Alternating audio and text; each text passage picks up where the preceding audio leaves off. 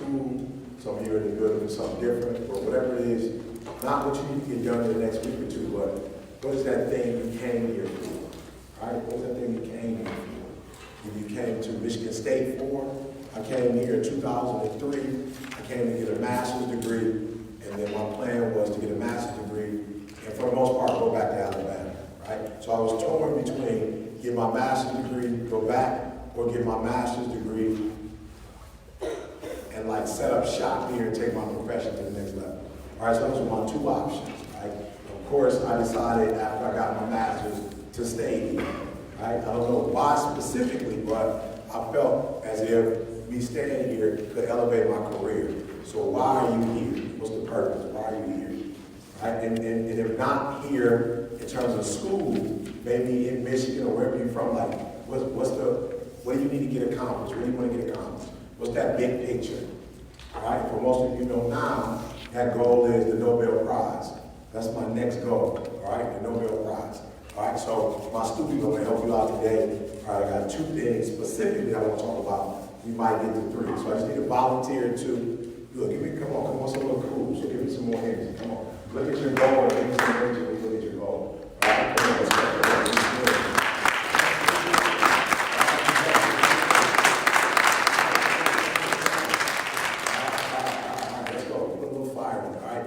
Volunteer, either school-wise or just in general. What are you here for? What's the goal? Build connection. Good. Put that down. Build connection somewhere. Build connection. And for what? For what reason? What are you building connections for? Basically, just to have a team. Good. Good. And what would your team do? Good. Which is what's your ultimate goal? Good, Married Detroit, write that down, Married Detroit. Good, write that down, Married Detroit. Good, good. So come on, work with me guys. Yep. Experience. Good, experience. Because I want freedom of choice in my life. Good, freedom of choice. And with freedom of choice, what would that look like for you professionally in your life? Freedom of time, freedom of finance, freedom to do the things that I want to do, Good. not dictated by what money or society is. Good, I love it. Put that down. Good, liberty. Write that down. Good, liberty. Like anybody else? Anybody else talk to me? Yes, ma'am. I'm here to get my undergraduate degree in international business law. Good. International business law, what do you do with it? I want to be a United Nations policymaker for Good. school. I love it. Say it again. International business law. And what was the purpose of that? I want to be a policymaker for the United Nations. Policymaker for the United Nations. Write that down. Good. Write that down. Come on. Now, what I want you to do, all right, two things I need you to do. So the first thing I need you to do is on a scale from 1 to 10, 10 being the highest, 1 being the lowest. And listen to me, like, really think about what I'm saying, right? Nobody's looking at this. You're not trying to impress anybody. On a level of belief, like literally believing that it is possible what you wrote down. Give me a scale, 1 to 10. Write down the scale, 1 to 10. This is like, I believe I can do this. Like, I believe I can do this. Like not you, but like, I believe that this can get done, right? This can get done. All right, write that down. Write that down. I believe this can get done. Good. All right, so I need somebody who didn't put 10 to raise their hand for me. You didn't put 10. Good. What number did you put? 8. Beautiful. Good. I love it. Realistic. Good. And why did you put 8? Because I'm going into a field that I didn't really get a lot of experience with in high school. Good. So it's going to be a challenge for me to get my experience. Good. I love it. I didn't get experience in it in high school. Not saying I can't do it, but it's going to be a challenge because fundamentally there's some things I didn't get exposed to. Good. I love it. Good. Somebody else that didn't put a 10. Good. Yes, sir. Probably 2. 2. Good. Good. Why did you say that 2? I love it. Yeah. Well, it's very scrutiny for industry to get into, but anything's possible. Good. This is what I want. Reality. Like, I hate when I ask somebody, scale 10 what's your, and I'm not being disrespectful, but everybody like 10. It's like, no, the reality is it might be a 2. It might be a 4. It might be a 5. Like reality-wise, like in terms of, not if I can do it, but like you said, all the things that could come up against me to make it happen. Why? Because the more realistic we are, the better our chances of actually making it happen. Just being real. Like when you're not realistic you're not really dealing with the real obstacles that exist. Like you're not putting yourself in the best situation. Does that make sense? So when I went and got my PhD, I was like, yo, about 6, 7. About 6 or 7, right? I wasn't like, I'm about to graduate in 4 years. Like, it's gonna take me a minute. Like, I already knew why. All right, now write these 2 things down. Because there were some things I had and some things I didn't have. Right? There were some things I had in order to be able to get the PhD. All right, one of the things I had a master's degree. All right, so just walk with me. Why was that important to have a master's degree? That's like your platform to another level. Good, so the platform was another level. Good, let's talk. Why was it important to have a master's degree? I'm saying I want to get a PhD.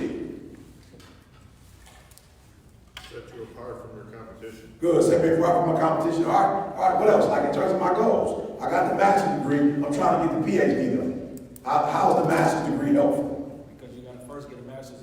Good, first got to get a master's. Good, somebody else? My confidence was what? My confidence was up. Like I'm only one, you know what I'm saying? Like I got the master's at Michigan State University. I was in the same department, College of Education. So for the most part, a lot of the professors I was going to see what? I already had them, right? I already knew what they were looking for. Good. Anybody else? Not right or wrong. I just wants to think through it. What else? Good. I was used to the routine. I was used to doing homework. I was used to staying up late, just writing papers. Good. I love it. And we were going from level 400 to 800, but still.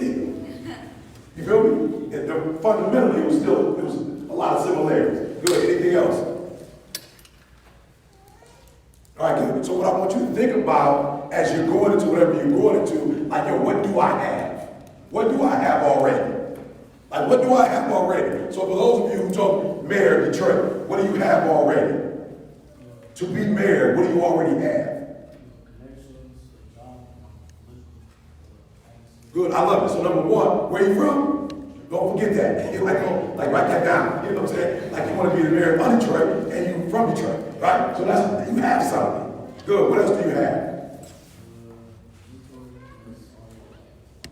Good. A mentor who's already a politician. Good. What are some of the other things you mentioned? You were in the field, meaning what do you do?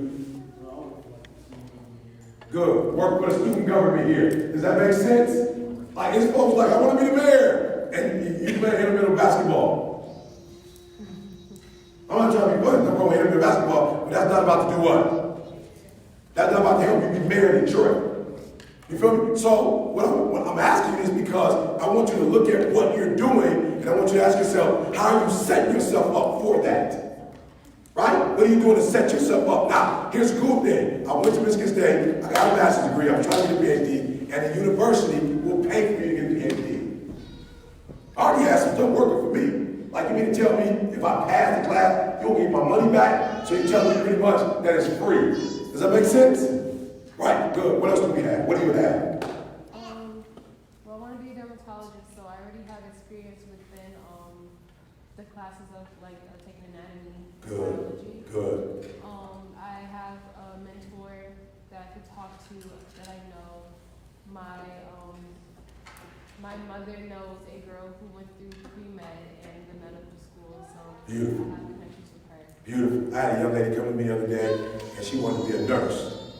You know, so we was kind of walking through it, and I was like, what do you have? She told me, I was like, what do you have? She's like, well, I just left school, you know, I ended up, getting pregnant, so I just ended up leaving, and I want to go back, like, whatever. And she was just like, okay. I was like, well, what are you doing? She's like, well, I'm looking for a mentor. I was like, oh, great, my wife's a registered nurse. You go to church, my wife go to church. Like, you know what I'm saying? Like, if I were you, I would start asking her questions, because everything you're trying to do, she's already done that. Right? So the one thing she can do is eliminate all ignorance. So you don't have to be ignorant about the field. You don't have to be ignorant about the course of the class. She knows all of that. So the only thing you're missing now is, are you willing to get up and do the work?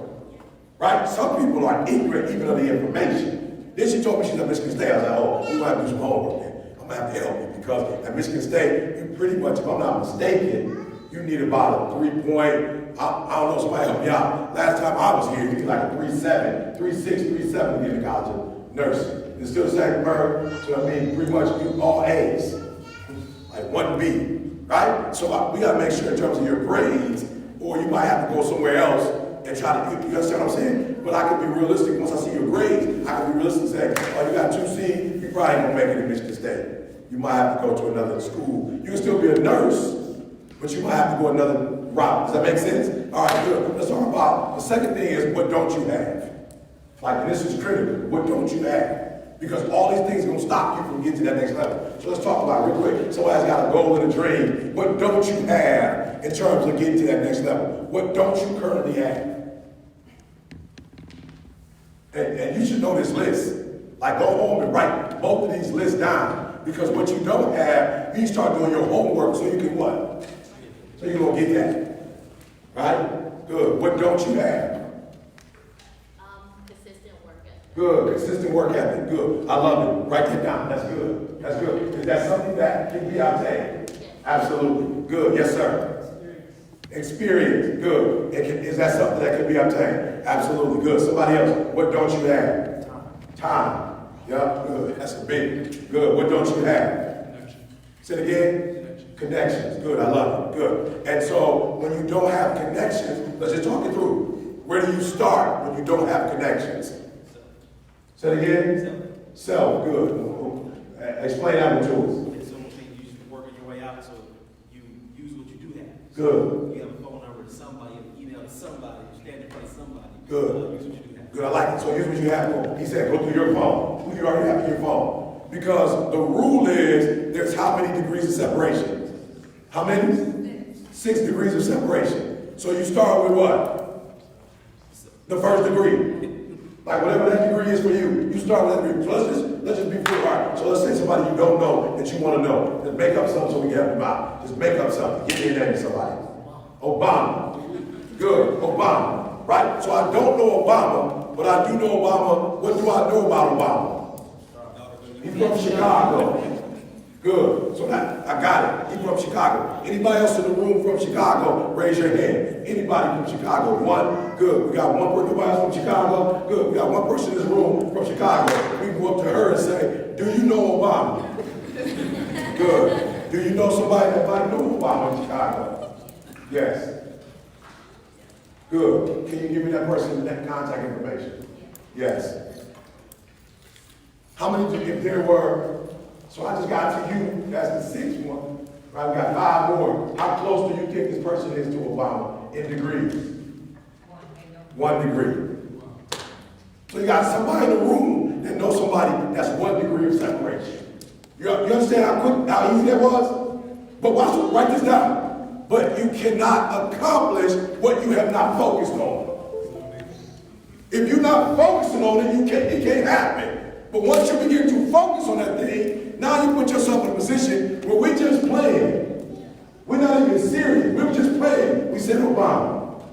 And he said in this meeting in Chicago, somebody said Chicago, and boom, 1 degree of separation.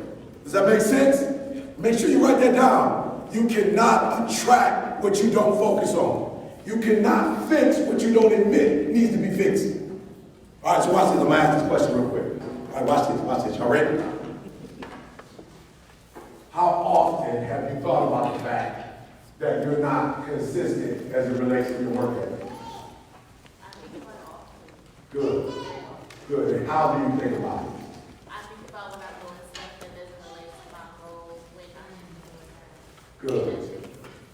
Good. So on a scale of, there's 7 days in a week. How many days do you think about the fact that you're not consistent?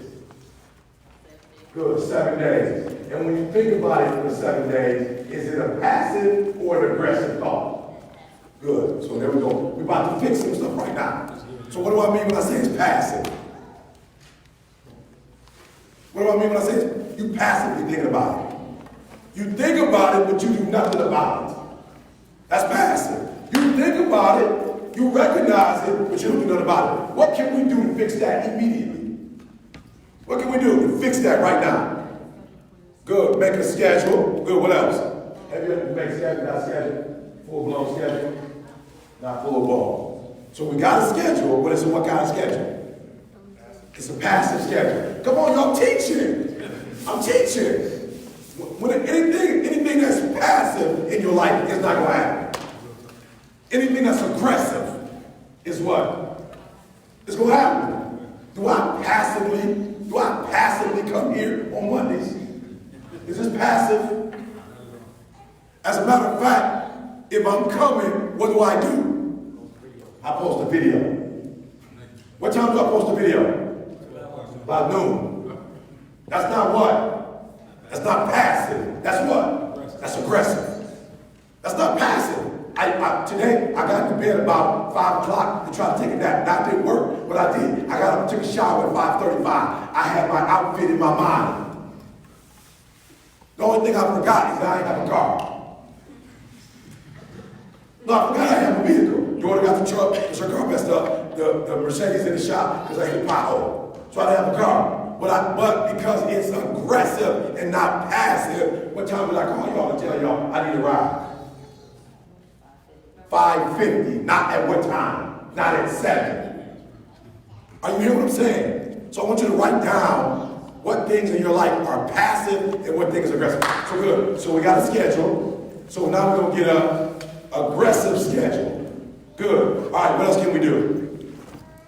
Use a planner or agenda. Good, use a planner. All right, me, I just tell Siri, please remind me I got to do this. Good, what else can we do? Accountability part. That's the bingo. Anytime you're not doing what you're supposed to do, you need to get somebody else in your life that can push you to do it. Does that make sense? Because if you could do it on your own, you would what? You'll be doing it. So apparently you don't got what it takes to do it. So you have to find somebody who's what? Who's aggressively doing it already. You got to find somebody who's aggressively doing it already. Does that make sense? Does that make sense? So this one I gave up on Stafford. This one I gave up on, man. Y'all thought I gave up on this year. I gave up on. So when Stafford had one of those years where he was like close to being successful, but he didn't quite get over the hump, that summer they did an interview on him in the Free Press, and somehow somebody who saw that he had potential reached out to him and was like, yo, hey Manny, his coach, we can get you hooked up. And the paper records, he said, I'm good on that. Go back and put it in Google. Stafford was like, I'm good on, I'm good. I just had an off year, but I'm good. I don't need professional. I don't need to go that deep. I don't need to go to the next level. I was like, oh, we good. We about to lose. My man Wack, we ain't never going to the Super Bowl. We ain't never going to the playoffs. Why? Because he just said that he's not where he wants to be. And he passively was like, I'm good on Peyton Manning. Whoever Peyton Manning used, I'm good on that. I'm like, whoa, Peyton Manning got 2 Super Bowls. How you good on that? Well, Peyton Manning got 2 Super Bowls and you ain't got no Super Bowls. You should be aggressively seeking out whoever would like to help you. So my man was like, I'm good on that. I'm like, yep, that's it. The Lions, we going, yep. And then right after that, he didn't hardly do nothing. And we gave him like $100 million. I'm like, we doing it. We just paid the average dude great money. We doing it. I mean, you just took away whatever incentives whatever incentives for my man to do better. You gave my man $100-something million. That's it. You just pay him to be average. Are you hearing what I'm saying? So there's no reason when you pay me that kind of money, there's no reason for me to have to. Okay, good. So we got passive and we got what? Good. So we're gonna get an accountability partner. Anything else? Massive action. So I just want you to wake up and just start writing down action stuff. Even if you don't mean it, just start writing it down. Talk to me. Share your goals with somebody. Good. Be that accountability partner. Yeah, but still, share every single day. Get on the scale. What's your scale? Let's talk about that real quick. So if you're trying to lose weight, that it's easy. Like you're trying to lose weight, it's easy. They got something called scale. So you can just jump on that every day and look at it. What's your scale though for trying to be a better student? What's your scale for trying to be a better husband or wife or whatever your business partner? What's the scale? Somebody talk to me. What's the scale? What do you use now? Let's write this down. What's the scale? What's the measurement tool you use to know if you're where you're supposed to be, where you're not where you're supposed to be? Because that's dangerous. Grades. Good. So one of the things we cannot do, grades are good, but we cannot wait until the end of, because grades don't come out till late. So I'm feeling where you're at, but let's work with it and work it out, because that's late in the game. Like grades is like the score at the end of the game. Right? That's like the score. So we want to do that. So let's help you. That's good. But let's talk about, how do we get to that? What's that? Yep. Good. Okay, so let's start with your motivation for your academics. Good. So how many days of the week should we be motivated? 7 days. Good. So how do we measure our motivation? Figuring out what's your why. Good. Figure out why. Yep. If you're motivated by purpose or a goal. If you're motivated by purpose or goal. So I was with Inky Johnson in Atlanta. Inky blew my mind. Raise your hand if you ever heard of Inky Johnson. Okay. If you have not, go look him up. So I was with Inky, right? And Inky was, we did an interview for the podcast in Atlanta the other day. And so, you know, Inky, I don't know what you call it, but like, Inky, prostate. That's what you call it? Okay, so it just don't work. You got the little boy on it. So he said, it's hilarious. He said, a year after he did it, because he played for Tennessee, was supposed to go to the pros, the best medical facility in Tennessee said, we want to work with you for 2 years. No cost to you. But here's what we need you to do. We need you to interview 10 people you love and ask them, is it worth you doing it? Don't make sense to me, and I would think you would ask me, but they said, no, this is gruesome, it's 2 years. So go to your mom, go to your dad, like go to everybody you love, your wife, and ask them, is it worth you? So he said, went to 10 people, asked 10 people, do you think I should do it? The number one question they asked him was, is it gonna work? And so he said, he went to the doctor as a doctor. Doc, they all want to know, if we do it for 2 years, is it gonna help? And the doctor said, we can't guarantee that. So he went back and told 10 people what the doctor said. All 10, he said, loved ones said, don't do it. And he said, okay, I gotta ask the question though. Why are you telling me not to do it? He said, we're telling you not to do it because what if you do it for 2 years and nothing happens? And he said, okay, that's not good enough, I'm gonna do it. No, I want to go back to what you said, motivation. I want to go back to what you said. You said the motivation, if it's like the process that you're doing it for, or the goal, the prize that you're doing it for. So he was like, forget it. I don't care if it work or not, but I just want to go and try it. He said after about 6 months, the doctor came to him. The doctor was like looking funny. The doctor was almost in tears. In a year, the physical therapist was hurt, and he was like, what's going on? And they were all like, look, we heard that. We spent a year with you and nothing has happened. So at this point, you can just come out and you don't want to waste another year. He was like, don't even worry about it. Let's go one more year. Went one more year. At the end of the year, nothing changed. And his family was like, nothing changed. He said, no, something did change. He said, in the 2-year process, I became a monster. And I learned how to do something without getting it. He said, I learned how to be emotionally attached from a goal so I can do it even when I don't emotionally feel like doing it. He said, I'm a monster. And if you tighten Inky up, he comes in as one of the top speakers in the world. Why? Because he went through a 2-year process and didn't get nothing, but he learned to work even when he didn't feel like working. He learned to grind when he didn't see nothing. And most people, you said it, but most people will not be successful. They will not reach whatever they want because when there's not anything emotionally attached to it, they're going to quit and give up. Most people were closer than they ever thought they were to finishing that big thing, but they never finished it because they didn't feel like finishing it. Or they were doing it and it was pain. And most people quit in the pain because the pain hurts so bad that they don't know if they want to keep going to get to go.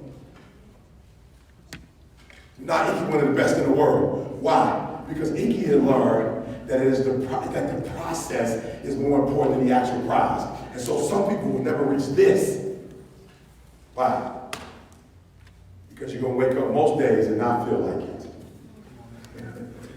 Like you're going to wake up most days and not be pumped up. You're going to wake up most days and not feel like doing it. But when you get to a point that you do it anyway, then there's no way you won't reach any of your goals. Does that make sense? Come on, does that make sense? Yeah. That's not passive, that's aggressive. So most of us are going after our goals passively in every area. And that's why we can't make them become a reality, because we're passive about it. We ready? Well, I know Inky right there. Make sure y'all look him up. Write that down. Inky Johnson, make sure you go look up a video. I want you next week to try to do Monday through Sunday. I want you to watch one of his videos.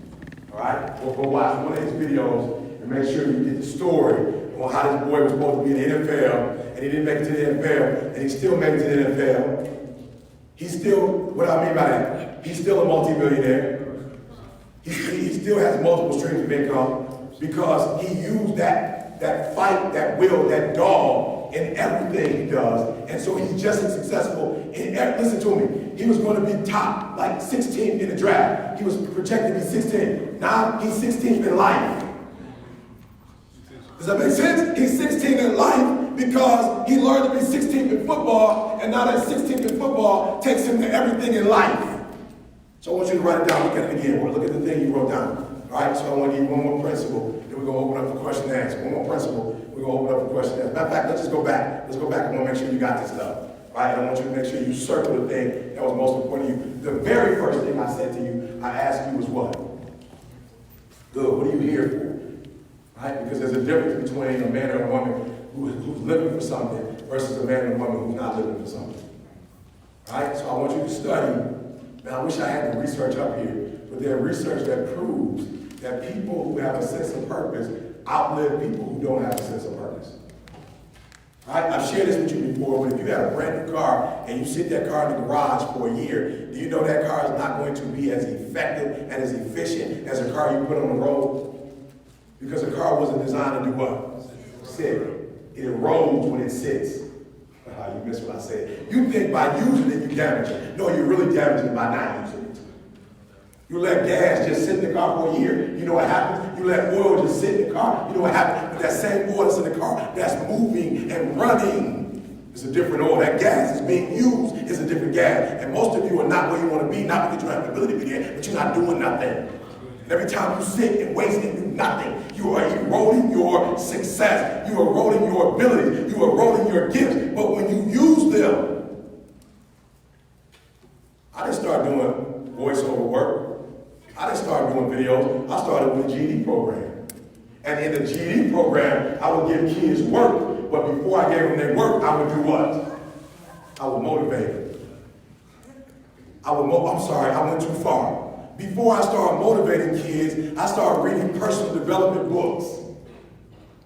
And then the books I started reading, I gave to them, and I started motivating them from the books. And I went from teaching a GED class to coming to Michigan State and doing the Advantage. And the Advantage is where all my videos blew up. The Guru story, that wasn't in a big auditorium like this. I don't know if you saw the Guru story, but that was in a normal classroom. We didn't start here with all of y'all. We started with 30, 40 kids, but we started. And by starting, it turned into this. Your problem is you haven't started. Write down right now what you should have started that you didn't start. Remember what I said? Don't give me a passive start. Give me an aggressive start. What happened you started aggressively? Let me hear it real quick. Somebody be honest. What happened you started aggressively? What have you started, but you haven't started aggressively? Let me hear it. Yes, ma'am. Caring. Say it again. Caring. I love it. Caring about everything. Oh, let's just be real. How many of y'all just real like you going through the motions, but like you ain't really caring about what you're doing? Let me see your hand. Be honest. I love it. Thank you for being transparent. So we need to start with what? You need to care about what you're doing. Put something in it. Put some effort into it. Good. What else? What else have we been passive about? Yes, ma'am. Waking up at 4 a.m. Waking up at 4 a.m. Yeah, most of us have been passive about waking up at 4 a.m. Absolutely. Why 4 a.m.? To get my things done before I start my day before I start my day. Write that down, even if you ain't ready. I need to start my day before I start my day. Some of y'all just waking up and starting the day. It just hit you. You coming right into the day. It's like you right in the day. It's like boom. You ain't got time to get ready. I told my wife, I woke up at 6 o'clock this morning. I stayed up late last night, got up at 3, but was like, okay, I got up at 2 something, that's what threw me off. I got up at 2 something, got up, did my thing, was like, yo, I'm gonna get up at 3. It's 2 something. I'm like, it's too early. You know what I'm saying? Went back to sleep, got up, it was 6. I couldn't do the stuff that I normally do because I had to start work at 7. So I wasn't even able to like go into my day. I didn't go in with prayer, I didn't work out. I didn't do the stuff that I do. I had to brush my teeth, take a shower, and go straight getting ready for a training session my son done. I had to get on the beginning of the call. And then boom, we had the podcast right after. 2 episodes back to back. Then after that, we went out to eat. Then I had to come back and do stuff. My whole day was ruined. My whole day was ruined. You understand what I'm saying? Then I messed up, hit a pothole, didn't even see the pothole. Now I got to stand in line at Discount Tire. I think I'm doing something. I get there today. Me and everybody else had the same idea. I'm a line, Nikki, I get there at 8 o'clock in the morning, it's a line all the way. I'm like, everybody got the same idea? We all hit the same pothole, that's set up. We all right here, I'm talking about, I'm literally like, I'm at Discount Tire. It's like a football game. It was about 12 dudes that was discount time. They all running, they started off with like 10 cars. I'm like, it's unbelievable. They're standing like we stood in line for about 10 minutes. Nobody even came to it because they were doing tires. I told Carl, I was like, yo, Carl, next week we open up discount time, bro. They're making bread, bro. They getting paid. It's 8 o'clock in the morning, about 40 cars outside. Then me and my wife just want to go pick up our car. I was like, yo, it's 6 o'clock. We gotta go get our car. I get there at 6. It's a line inside. And there's cars. I said, what time you close? They said, when we finish the last car. I said, what time you gonna be finished with my car? They said, about an hour and a half. I'm like, I'm buying a discount time. Y'all busy at 8 in the morning. Y'all busy at 6 o'clock at night. I need discount time. Somebody get paid. Go talk to me. What else are we passively doing? What else are we passively doing? Come on, talk to me. I need 2 more people to be honest. Good. Start a nonprofit. Good. How long have you been thinking about doing it? 3 years now. So write down the thing that you said you was going to do that you haven't done yet. Write it down. And what I want you to do is I want you to write it down every day and talk to somebody about it every single day until you get tired of talking about what you said you was going to do. Don't, let's do me a favor. This is how life is going to try to pump you. Life is going to tell you, you've been talking about that too much. Shut up and don't say nothing else about it.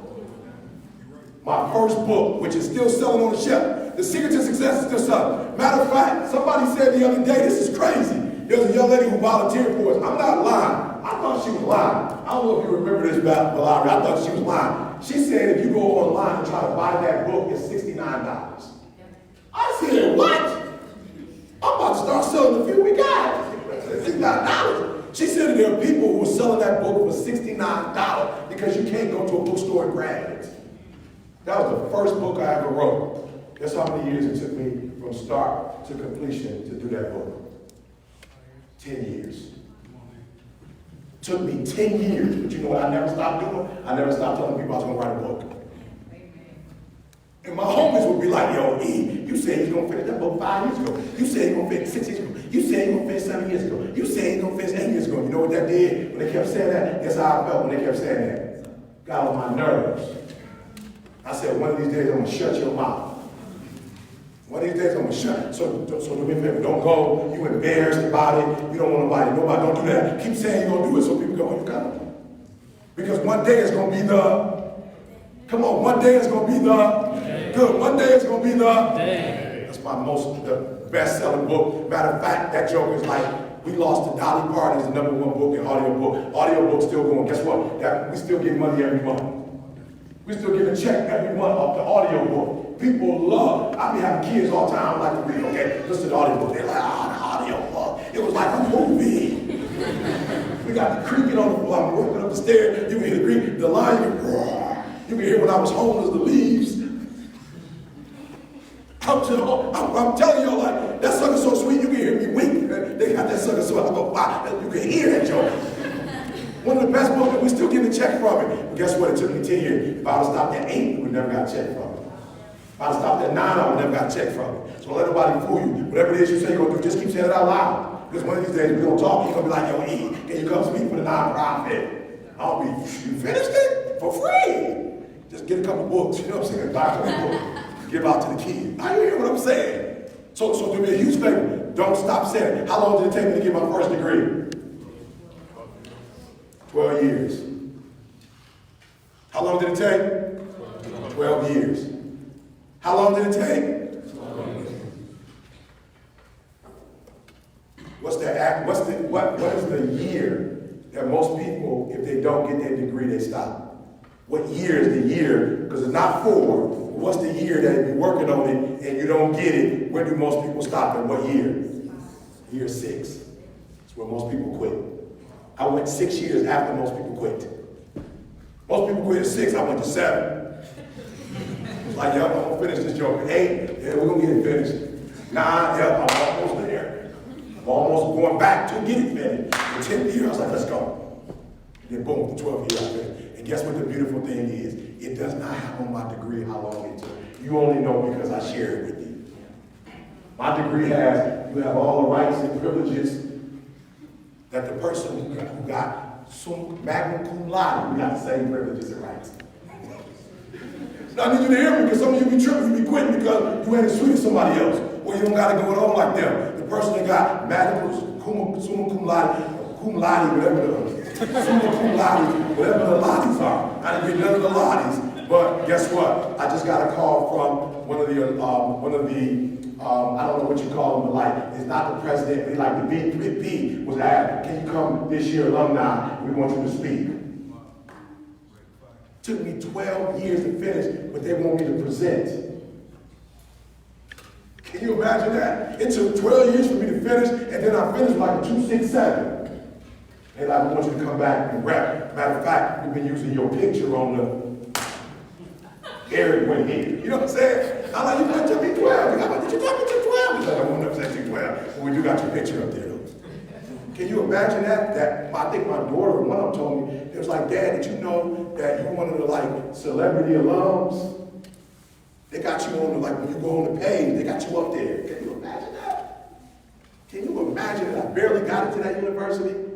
That I got in with a GED and I'm on the alum board? And I'm on the front page when you go to the school, they got ET up in that joint. Don't quit, don't stop. Tell somebody, keep going. Because what you think might be a nightmare might actually be a dream come true for you. Does that make sense? So don't quit, don't stop. All right, good. So can we put that pic up there? I want to show y'all this is my last principle for the night. We're going to open up. Yeah, my. So I want to go see this weekend. Y'all know I be all on this kind of stuff right here, right? I want to go see Harriet, right? I'm just going to be real. Like, I was geeked that they did the movie because I was like, okay, they usually don't do like, they talk about Harriet, but they don't give her credit that she deserves. The reason why I say they don't give her credit is because, and I don't want to spoil the movie for you, but if you know the story, it ain't spoiled. Right? But the thing that's impressive about Harriet Tubman, she's kind of like Mayweather. You know what I'm saying? Like Mayweather, like what was he, 51-0? She was like 750 plus 70 is 820. She was 820-0. She never lost. When she went to go free slave, she never lost one. So when you watch the movie, they show other, like they got it on the board. You know, at Sunday school, I didn't be out how many people came to church. I don't get Sunday school. Like, believe it or not, back in her day, it was like the NFL, the NBA. They actually kept a count. You might call them like, they was like the boss. They called conductors. And it was like, these were the people who didn't nobody know who they were, but these were the people that went back south and tried to bring people north. So it might have been a dude named Harry Smith. And Harry Smith went to go save 10 and he lost 3. They got it up there. He attempted 10, he lost 3. So you see all the numbers, and all of them had attempts, but they all had losses. Harry was the only one that had no losses. She was like, what? 750-0. You know what I'm saying? Like, I ain't never lose nobody. Everybody I went to go get, I got them. We came back to the north, right? And so then it was a part of the movie where in her beginning days, she had to do it, and they covered about 100 miles. Covered about 100 miles. But then they came out with a law that prohibit Philly or Pennsylvania for keeping slaves, those who were enslaved and they got their freedom. If you were a master down south, you could come and claim them and bring them back. So then it was like, nope, can't put it in America no more. So they went to Canada. That was an additional 500 miles. None of those boys that could do the 100 boy could do the extra 500, 600. But Harriet did her greatest work when the distance was 600. She actually saved 750 with the longer distance.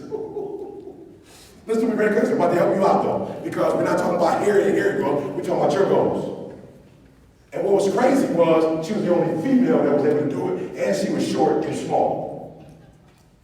Be small. I'm gonna show you how she did it. So when she first set out to do it, those people that were her mentors all told her the exact same thing. Val, what do y'all tell me so I don't get it wrong? What was the exact thing when she was on her journey to get her freedom? What was the exact precise words that her pastor said to her? Fear. Is what? What? Fear is not. Fear is your greatest. Fear is your greatest enemy. Fear is your greatest enemy. Write that down. Fear is your greatest enemy. Yeah. Told her to do me a favor. When you run, when you leave here and try to go north, fear is your greatest enemy. Whatever you do, don't be afraid. You see a dog, don't be afraid. You see your master on a horse with a gun, look him at his face, but don't be afraid. Whatever you do, don't be scared. Because if you're afraid, it's going to get you. But if you have let me tell you something. I don't know. Look, I want to make sure I get that in your spirit. That whatever you're doing, if you got a two, like recognize that it's a two, but don't let it scare you. See the two as a challenge. Like, don't look at the two like, man, this thing is, look at the two like, I'm about to kill it. I'm about to add that 8 to it. Look at the 7 and go, we got this. Right? And so I promise you, like, if you read her story and you watch the movie, when she woke up from her sleep, them dogs were like right there, like you could hear, they were this close to her. They were this close to taking her out on her first journey. They was this close. They could see her. Like they were physically looking at her like, there she go right there, let's go get her. But because she wasn't afraid, she was like, I'm out. And some of you are not where you're supposed to be, or you're not going to get where you're supposed to get to because you're afraid. Like you look at the thing and you say you want to be that, but somewhere in your spirit you feel like, I can kind of do that, but I can't do that. And I can't do that, or I'm not sure if I can do that. It's the thing that's stopping you from doing it. When I said the Nobel Prize, I promise you. Okay, so watch this. When I say I'm going to win the Nobel Prize, people say what? That's a big one. That's a lot. And when they say that's a big one, that's a lot. What do they mean? You're not qualified with limitations. So they say it with the limitations, but when I heard it, I didn't hear it. When I heard it, I was like, woo, I'm about to go get the Nobel Prize. I'm about to go get this Nobel Prize. And so when I spoke, I'm about to get the Nobel Prize. I'm about to get the Nobel Prize. I'm about to get the Nobel Prize. I'm about to get the Nobel Prize. I put it out in the atmosphere, and out of nowhere, people start sending me books on people who win the Nobel Prize. They sent me a book with like 100, 200,000 people who won it from the beginning up to now. Then people start calling me and inviting me, hey, E, I don't know if you know it, but we're having a Nobel Prize luncheon in D.C. Are you available? I said, I didn't want to have a luncheon. I didn't even know like this was an organization. Like, I thought I was the only one that said it. No, you're not. So when Harriet started freeing people, she realized you're not the only one and you're not the first one. And they introduced her to the other people that was doing it. When you start believing and start moving, you're going to start getting introduced to opportunities. You're going to start going behind closed doors. You're going to start doing stuff that nobody else is doing. Why? Because don't nobody even know that it's possible. This is just a small group of people that believe that spending time together.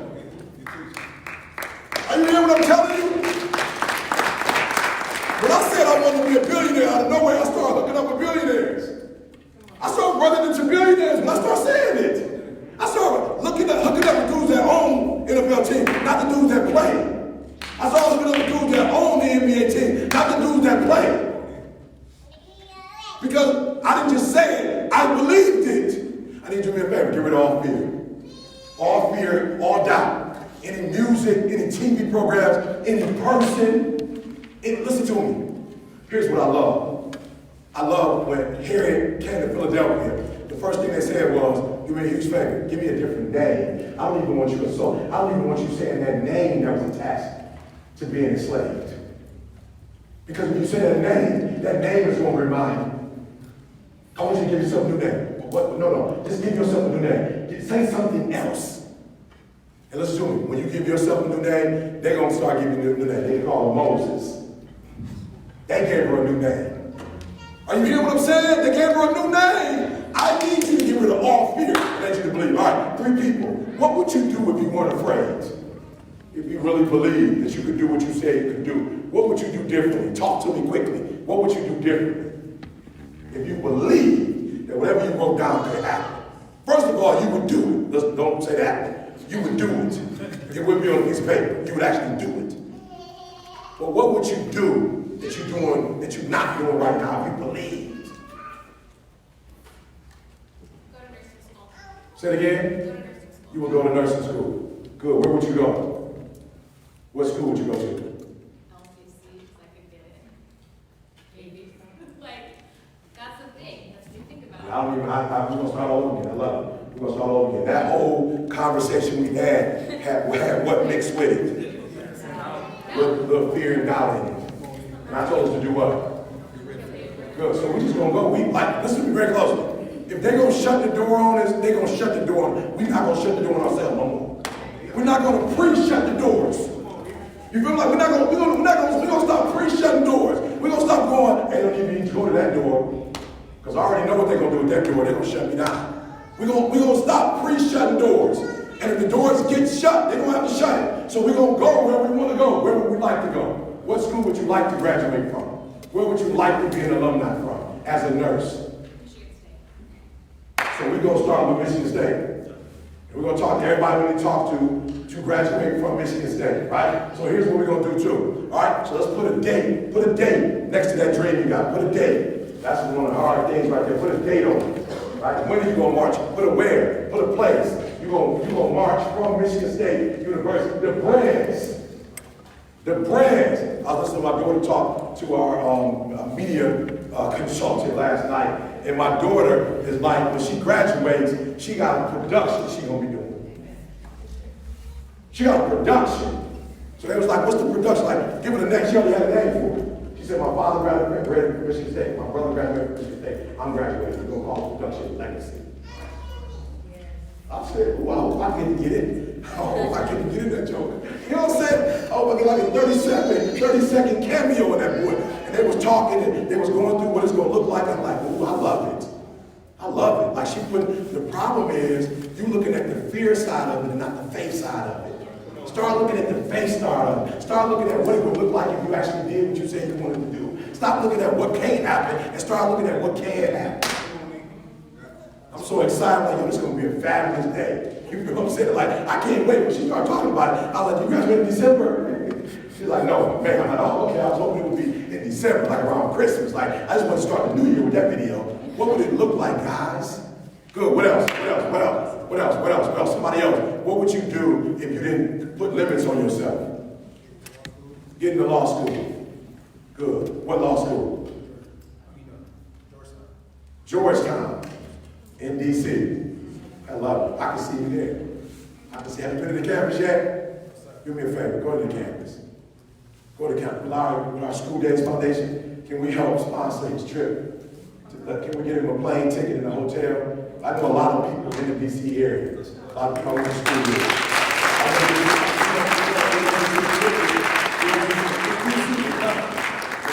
You fly to Lansing. I think they got a direct flight from Lansing, not Grand Rapids. Right? So I'm going to get you a hookup. We know people in Georgetown. I'm going to get you a ticket. I just want you to go. When you have nothing, like the weekend you don't have nothing to do, we'll get you like some bodyguards to walk around with you. Right? We'll get you some bodyguards. Right? And what I want to do is I want you to go to Georgetown. I just want you to walk around. And then I want you to spend a couple minutes or an hour or two in the law school. I want you to get a picture. Ask somebody to take a picture in front of the law school for them. And then wherever they march, I want you to go where they march. I want you to take a picture of it.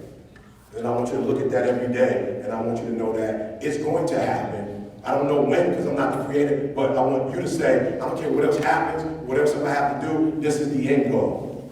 Does that make sense?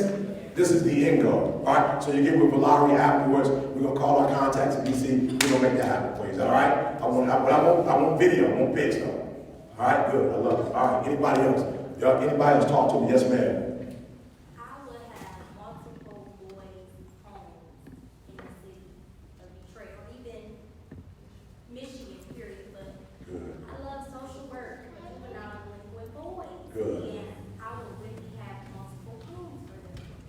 Listen to y'all, I'm proud. I don't know if y'all know who they are, right? When I told y'all, when we first started, like back in the day, what year did y'all come? 2008, 08. These was my babies at the Advantage back in the day. You feel what I'm saying? Like what we're doing now, we was doing that back. I don't know if they know I know who they are. Right? But when they came, I'm like, ooh, they grown. They grown now, right? And it just shows me, like, and I've been doing it. Y'all think I just started doing this. We've been on this. You understand what I'm saying? Like, we've been doing this because I believed. And it's been obstacles, but I never quit what I said I was going to do. This is what I said I was going to do, and I don't let nothing get in the way of doing it. Is that clear? Don't let nothing get in the way. Believe. Yes, sir.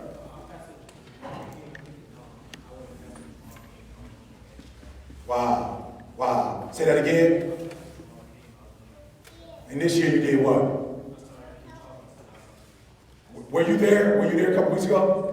Good, so watch this, y'all not hear what he said. So Jamal King joined our company about a year or so ago. He's not only a speaker, but he does real estate. Jamal started doing real estate over 20 years ago, and is a multi-millionaire with over 70, 80 properties in Chicago.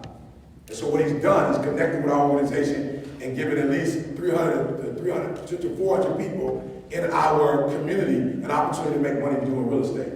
Last year, he had an opportunity to go and he didn't go. This year, how old are you? 19 years old. This year he went.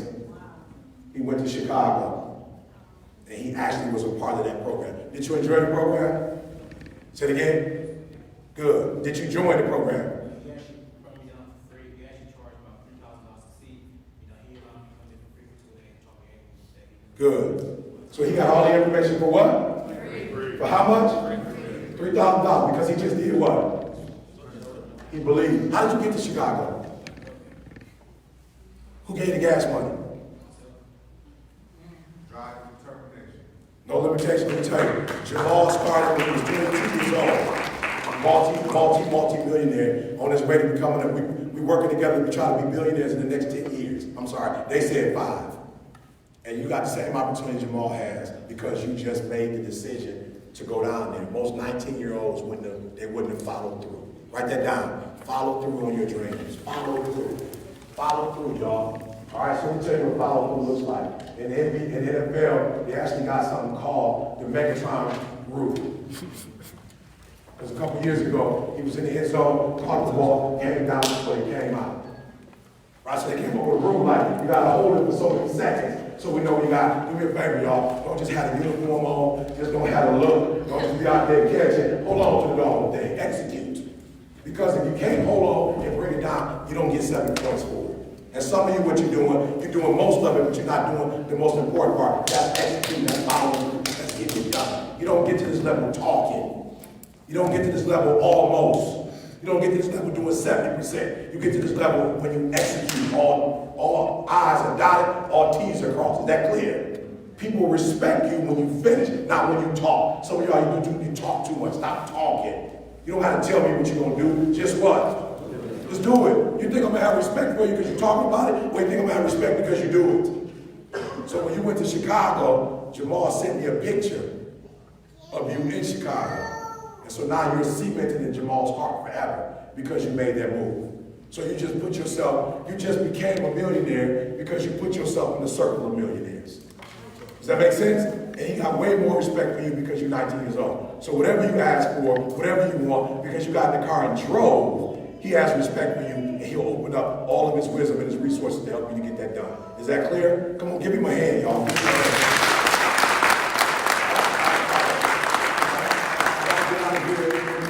Questions, let's get out of here. Yes, sir. I took the script on you. Do you have Yes. a timeline on the Nobel Prize? Do you have any new habits or processes you need to develop to get there? Good. No timeline on it. But I have identified the community that I'm going to disrupt because I found out through the committee that the only way you win a Nobel Prize is you have to disrupt an institution that exists. So the educational system is the institution I'm going to disrupt. I've written a book. You Hate the Boss of Me is the first one, and then there are 4 follow-up books to that. And at the end of each book, you get the D, the I, the S, the C. You actually take a test, and after you take that test, we take you to a trainer. Here's the cool thing. I got the book, the test, and now we have a video series that we've done. And actually, Marcus, I saw it. I just got it today. He did the manual to go with the video. So we will be able to put this up on cruise control where I never have to be there. But once you buy the book, everything else is electronically. Malari was working on the videos for the teachers. CJ did the video for the parents. So in a matter of 30 days, the entire series will be finished, and we're going to launch it into the world. 2020, our goal is to get the book in a million kids' hands. So we look to disrupt it through that. I am going to put a date on it. I do know that I'm going to Norway, right? I've begun to prepare my speech for Norway. I got a pair of J's in my plug. It's making specifically for the Nobel Prize. We call them the Nobel J's. So we're working on designing my own shoe with Martin Luther King, Gandhi, and Mother Teresa, Nelson Mandela on the shoe. So we got it. I never put a date on it. And the reason why I was scared to put a date, because I was like, okay, what am I going to do after I win? You know what I'm saying? What's the next goal? So I was kind of reluctant, like, okay, maybe I should take it to 5, 6. just so when I finish that one, I don't know what the next goal will be after that. So I want to pray about it and put it down next time we talk. All right, that's good. All right, that's good. Anybody else? I like that. Anybody else? No questions. Yes, ma'am. So this is what I always tell people. That I would first look at what is the greatest asset that I have, and then where is the greatest place I can add value. So my greatest asset is my voice. Where I can add value is in education, because that's where I dropped the ball. Right? I dropped out of high school, and I regret that. Why? Because I went back and got my GED and a PhD. So apparently I didn't hate school. I just made some terrible mistakes. The book is in schools. So I asked myself, what arena? Why college? Because most kids kind of coast K through 12, and when you get here, you're paying for it, so the stakes are high. So kids will listen to me more in college than they will in the 6th and 7th grade, right? Because now they're paying for it. And even if they're not paying for it, they pay for it, right? It's not like high school, right? And then I decided where, Michigan State University. I decided when every Monday. I decided what time, 7 to 8. Right? So I would decide which is your greatest gift, what is the greatest information you have, what venue can you use, what age group, what demographics, when and where, and do it as often as you can. And from there, I never did the advantage. The advantage was about helping kids from the city get through this institution. It was never to be the #1 motivational speaker. That wasn't my goal. I didn't even know that wasn't a goal. Like, I didn't even know when I was doing the advantage that you could make money doing it. Like, I would just want to help kids, right? So, because somebody helped me when I was in college. So that's where I would start. And after you do that, we actually have a program called Game Changers. I would pay to get into Game Changers and let CJ, because I was already a good speaker, CJ just, he like Quincy Jones. I'm Michael Jackson. You know what I'm saying? He kind of looked at me and was like, oh, you do this, and you do that, and you go to the level. So I would join CJ's program. Because obviously, he says it took me from a 3 to a 10. I don't know if that means exactly, but that's what he said. So I can't debate that because it worked. So I would get with CJ. Good. I saw it in. Yeah. Is he here? No, he lives in Atlanta now. But he was a student here. He was my graduate assistant. But he lives in Atlanta. Love took him to Atlanta. But I can show you how to get in touch with him. Come down when we're done, I'll hook you up. Okay. Yes, ma'am. How long will you stay after this is over? I usually try to do about 15, 20 minutes so I can get home. Thank you so much for coming. Thank you. I'm a night person, not a good thing. And I was wondering, like, how crucial do you think it is to kind of start your day earlier and kind of break that habit? You're not a morning person? Aspiring morning person. Okay. When are you naturally? What time do you naturally get up? About like 9 a.m. Okay. And do you know why you get up? Like, what made you start getting up at 9? Probably just I don't want to sleep in, and so I like too much. So I set an alarm, and I have night classes. So I come home and I stay up late. Oh, so classes, you have classes. Yeah. So most of your classes start when? 6. At 9? Yeah. Okay, yeah, 9 is great. Yeah, that's a great start. When you get up at 9 o'clock in the morning, your class don't start at 6 o'clock. So here's what I would say. I don't think you need to get up early unless getting up early is going to be beneficial for your dreams and goals. Because that's a lot to ask somebody to get up at 4 o'clock in the morning. Like, you got to have a real reason to get up at 4 o'clock in the morning. I do. I want to be the best in the world at what I did. And so I got up early, not only for me, but when I put my videos out, if I put them out at 9 here, it's already the end of the day in Australia and South Africa. Like, the day is over there, right? China, whatever. So I would get up early so I could put my videos up. And then I also wanted to spend time with God. So I remember when I used to get up at 6 and go walking, like, people would be up going to work. 5 o'clock, the dogs would be barking. I started getting up at 3 because when I go walk and talk with God, with nobody up at 3. So it was no distraction. I was just by myself. So I don't think that you need to get up at 3 or 4 unless getting up at 3 or 4 is going to do something for your life. And here's the deal. If you get up at 4 or 5 and it does something for your life, that's going to motivate you to get up. But if you just get up because it's a great idea, that probably won't last but about 20 days. Just being real, it won't last about 20 days. But here's the other thing. I don't think I got up at 3 o'clock until I started having kids. Because when I start having kids, once they get up, your day is hit. Like, you don't have a day. You know what I'm saying? Like, you don't have nothing. So I used to have to get up before my kids got up so I could have a day. So if you're young, like you said, you don't have class till 6 at night, you can get up at 9. But here's the deal, you gotta do me a favor. If you get up at 9, I would probably tell you to get up at 8:30, 8:15. Because if you get up at 9, you probably don't start till 9:30, 10. So I would get up at 8:15 so you can get the dust off you, get the cobwebs off, and actually start at 9. Does that make sense? So give yourself some time to get up to kind of grind.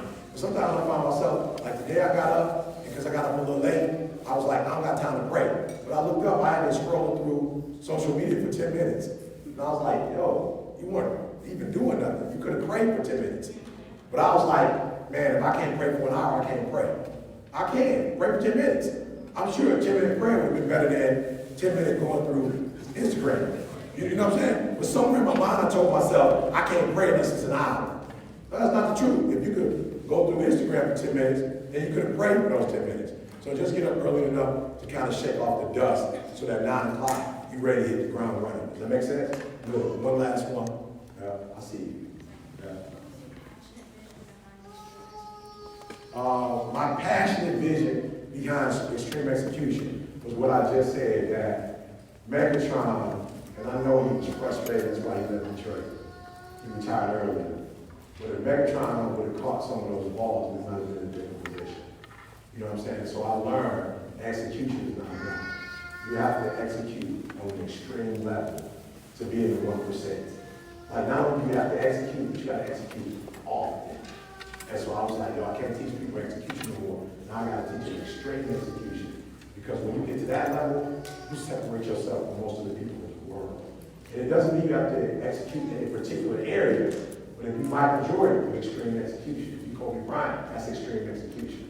You see what I'm saying? So that's what gave me the idea. Once you get to the level of extreme execution, that liberty that you were talking about, once you get to the level of extreme execution, at that point, nobody can rule you. You are beyond being ruled because you mastered your own particular talent and gift. Does that make sense? So you don't have to work for nobody because what you do is so powerful. That makes it good. So my last one, yes sir. I just recently been finding myself in a position where like I'm in between if you want it, go get it, and good things come to people who wait. And it's been throwing me off because I want to go do things, I want to go execute. At the same time, I'm like, if I make the wrong decision, I could have just waited and been patient. So I mean, how do you do something like that? Good. So it seems like, how old are you? I just turned 20. I've turned 20. So you need a mentor. Because what happens is you have the will, you want to do it. What you lack is the wisdom, and that comes with age. So you're lacking wisdom. So you need to get with an elder and just be able, like remember I told you, when Harriet left, everybody acted like Harriet was on the solo. She wasn't on the solo. She had multiple people who gave her instruction along the way. Right? And she heeded to their instruction, and she was successful. Right? So you just need a mentor because you don't know which move you should make. A mentor can get, now he's not going to tell you, or she's not going to tell you what to do, but they can give you sound counsel that can help you to make a wise decision. Does that make sense? Because you need to do both. You do need to attack, but then there are times you need to reflect. Right? You don't always attack. You don't always think. Sometimes you study long, you study wrong. But sometimes if you study too long, then that opportunity might pass by. You know what I'm saying? So it's you gotta get with it. I'm at the age now where it's like, yo, everything is slowed down for me now. I'm like, yo, they're gonna pay me how much to do a movie? No, that's not gonna be the best thing, because that's gonna take me away from this. I might make more money, but then you take me from my goal. So was the goal to make money, or was the goal to help students? What was the goal? So don't let the flash of money get you confused on what you said you wanted to do. So if the money will take you away from, then you can't do that. But the things that's going to let you get the money and be your own money, those are the things that you need to do. Does that make sense? So there are a lot of opportunities for me. My wife, she's wise. But my wife will be like, yo, when you going to stop all this working and like back off? Like when we were 16, we dreamed of having a family. Now the kids growing and growing. Like, we're going to spend time together. I was just telling my wife, like, yo, whoa, like, I'm number one in the world. I got all these opportunities. She's like, you're number one. That's why you have opportunities. You're going to keep having opportunities. You're not going to go nowhere. So at some point, you're going to have to stop. You know what I'm saying? I'm like, man, I got this call. I got to answer this call. She's like, you're going to keep having phone calls. You're number one right now. Like, you're going to keep getting phone calls. So at some point, you got to stop. So it's like the wisdom to know, yo, I can't stop working completely because we still need to get this bread. But to my wife's point, how much money do we need to make for you to stop? And you need to know what that is. Is that 5 million? Is that 10 million? Put a number on it and then stop. Because as talented as you are and God is blessing you, the overflow will keep going. But if you keep doing that, one day you're going to wake up and we're not going to be in our 40s. We're going to be in our 60s, and then you're going to stop. And it's not too late, but we can enjoy some stuff now. Does that make sense? So the wisdom to know, I got to keep getting this bread. But also the wisdom to know it's time to stop. All right? Thank you guys so much. Make sure